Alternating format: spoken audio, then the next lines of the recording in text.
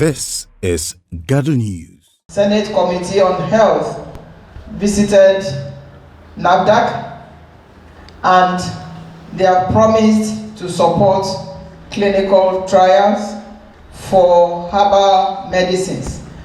But like I mentioned before, the listing of herbal medicines that were deemed safe through testing is not very common in most countries actually. But what is limiting it, like I said, is the clinical trials. But 3 out of 10 is not significant statistically. So that is why it is good to use a well-designed experimental plan, well-designed clinical trial to establish that it is actually very effective. If it is well designed, it may be 9 out of 10 that gets benefit for it. But if it's not well designed, not controlled, then there will not be any evidence it is very effective. And I worked on a herbal medicine that I know is very effective, but that medicine was registered by NAFDAC, was listed for 2 years, but because we don't have enough data yet, I started this before I joined NAFDAC. That was part of my research in the US. Because we don't have enough data yet, we cannot say that it is effective for the particular disease. I know it's effective because my relatives use the herbal medicine, but scientifically we cannot go online or into media and say it's very effective. I can even, tell people that, oh, it is effective, but we don't have clinical trial yet. So that is why. But part of what NAFDAC is also going to be doing, which stringent and big NRAs, National Regulatory Agencies, do, is to work with universities. We have put some money aside to collaborate with universities to do research. Research is part of our mandate. It is just that we need to collaborate so that the outcomes of the research will drive regulatory process. In fact, I just sent a request for proposal sample to a colleague to see how we can go about this. That colleague will be part of the clinical trial for herbal medicine committee. So that's that about herbal medicine and support. The presence of substandard falsified medicine is not tied only to what a national regulatory agency does or does not do. For example, GSK has left the country. Their products have quadrupled in price, and the counterfeiters, fakers, will use that opportunity through porous borders. We have about 5 countries or 6 countries surrounding us, where people just step across the gutter and get to Nigeria. That is part of the problem. So it is not just NAFDAC, and I'm not trying to shy away from our responsibilities. We do this every day. This is part and parcel of what we do. Run after substandard falsified medicines. The economy is bad, and with that comes people that want to use that opportunity to fake medicines and sell cheap. So the fact that we are maturity level 3 doesn't mean we have arrived. It means we're still working hard, and we continue to work hard to mitigate substandard falsified medicines. There is no NRA, National Regulatory Agency, in the world that does not have substandard falsified medicines. No NRA in the world. It is the level and also the social factors that may contribute. In terms of the different means, it is so multifaceted. For example, the rates that Mr. Noniwu just mentioned, the Director of investigation and enforcement. It's part of mitigating substandard falsified medicines. Pre-shipment, before the product that we have approved is shipped to us from India or China, we test it pre-shipment. Over the last 3 years, we have apprehended over 124 approved products that, because of pre-shipment, they could not come into the country. These are approved products, but because we put pre-shipment testing scheme there, we prevented them from coming in. Some didn't have medicines at all in the formulation. Some, the tablet will not disintegrate or dissolve, different types of deficiencies. That is, another is post-marketing surveillance. We go every day, intelligence or routine inspection to ensure that bad products are mocked out. Another means that we are using is good distribution practice. We have gone over 700 distribution sites in the country, and we have not finished yet to see whether the storage in the warehouse is good or not. In fact, some will say that they are distributors, but the container or whatever package is sitting in their backyard or their garage. Their parlor is their distributor, is their distribution site. So what we are doing now is, before your product is approved, we have to inspect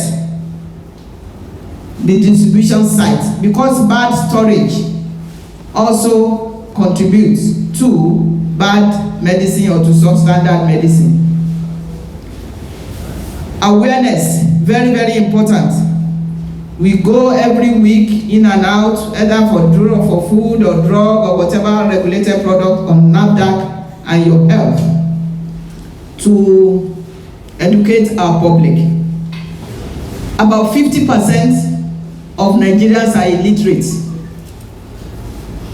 And if you don't, even for those that went to school, we're just talking about faking, you have to be vigilant, not to talk of those that didn't go to school, that cannot read and write. So that's part of our problem. Most stringent regulatory authorities don't go on air like we do. No. Another thing that we're doing is risk-based sampling, meaning, as an example, we registered 100 products. It is not all the 100 that we will test during registration. We have categorized them based on their inherent problems or properties, rather. Maybe they can be destroyed quickly, degrade with temperature, they are sterile products, eye drops, things like that. All those we test. The ones we don't test, we wait till they get to the market. We do market survey every year since 2021, since after the pandemic. And we have been monitoring the prevalence of substandard falsified medicines for selected products. We cannot test 10,000 products in the market. Use science, statistics to determine where to go, the number to test. So we are doing that. We are also working on using our TrueScan. We have done that. We are using TrueScan for the qualitative aspect. The quantitative is what is the level of medicine in it, not whether it is paracetamol or not, but what is the level of that paracetamol. So that is another means that we are using. So when you look at all this, it is so multifaceted, because one method cannot take care of it. Aside from the social problems, our own regulatory activities are many. Get to maturity level 4, we're still going to have some substandard falsified medicine. We just want to keep it at the barest minimum and to strengthen our laws. We have what is called the C-34 Act that is going through National Assembly for approval now. If there is no deterrent, somebody brings in bad medicine, substandard falsified, they said pay 250,000 naira or go to jail for 5 years. Who doesn't know that the person will go to the ATM to collect? So our laws, we are trying to strengthen it, the penalty. So that is going through the National Assembly as we speak. Deterrent, deterrent, deterrent. And awareness, very, very important. The laboratory, we have spent a lot of money on how much? It's not less than 1.5 billion to build the lab itself. Then the equipment inside the lab is not less than 3 billion. This is money that we save. Not the government didn't give us money for that. The government pays our salary and we need that.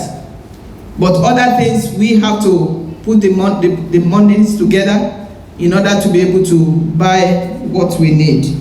The cost of delay in getting product approval. We have 250 million people in Nigeria. And the staff in NAFDAC is 2,000. South Korea has 50 million, a quarter of our size. It has 3,000 people. US FDA has a third more population than us. A third more. They have 18,000 staff. We have 2,000. Then we've been going digital for our registration. We're expecting the National Assembly, Ministry of Health to help in making sure that we get the staff that we need. When you go digital, you have version 1 of a portal, version 2. Our digitalization also is giving us some hiccups. And as we speak, I'm talking with more matured regulatory agencies to give us, guidance on how to make it better. But just like the director said, we give priority to local manufacturers. But I just want to put this in perspective. It will get better. But we have 24 hours in the day, so to say. In terms of 2024 expectations, we were benchmarked to see whether we have good regulatory practice and good reliance practice. What we are doing right now, communication, is part of good regulatory practice. We have 9 modules for global benchmarking. From the regulatory system model to clinical trial, there's many of them.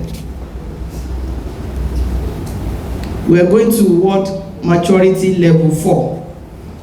We are working day and night as we speak. We have much less indicators to fulfill this time around compared to maturity level 3. So one of our goals is to ensure that we get to maturity level 4 and world listed authority. World listed authority is when they actually come to see you in action, not just what you shared with them on paper. But we're getting there. But all is about good regulatory practice, whether it's doing raid in a market or destruction of violating products or inspection or whatever regulatory activity. We demonstrated that we have good regulatory practice to the extent that they needed for maturity level 3. And then we continue to do that for maturity level 4. And then the second is good reliance practice. There is no agency in the world that can do it all. Even the stringent regulatory authorities, they collaborate. Part of what we're going to be doing now, the ML3 regulatory agencies, we're going to form consortium. That is reliance. So that our products, we can do reciprocity because we have been benchmarked to the same level. And also that will foster trade. This good reliance practice is our staff going to different meetings to enhance their capacity, or we making network or doing networking to bring people that will enhance our capacity. Part of what we are going to be doing, of course, supporting local manufacturing. That has been our own bread and butter bread or whatever since the beginning. To make sure we support our local manufacturers to reach pre-qualification before we get to maturity level 4 and world listed authority. And when we get to maturity level 4 and world listed authority, pre-qualification will just be a walkthrough. Because at that point, WHO has recognized us as fit to allow, products from that country to be traded. Vaccine laboratory testing in Noshodi, we're going to complete that because it's not just maturity level 4 for medicines, which we got. We are going for maturity level 4 for vaccines. We're going to get that in 2024. You have to have a legal document, gazetted document, in order to get to maturity level 4. So our regulation is in process now, on the way to being gazetted. So that is for maturity level 4. We're going to, of course, our auditing every year is going to continue because it's a continuous quality monitoring process. A lot of training, we don't have a choice. The workshops on active pharmaceutical ingredients, excipients, our people need a lot of capacity building. The gap is huge for a young graduate coming out of the university. So we have to do postgraduate training. The workshop that we had about 2 months ago, it is not just for manufacturers, not just for regulators. We invited universities, their professors, and Part 4 students to learn. And from the feedback, they thought it was fantastic. Gado News.